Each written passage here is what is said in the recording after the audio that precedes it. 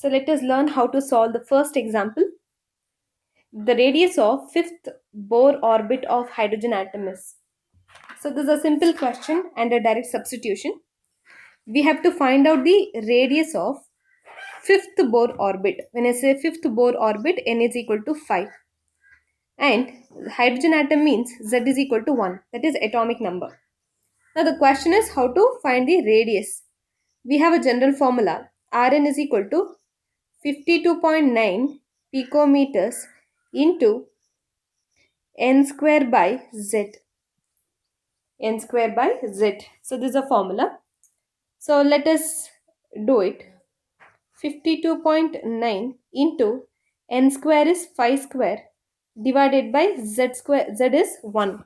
Therefore, if you can do the 25 into 52.9, so you get 1322.5 picometers.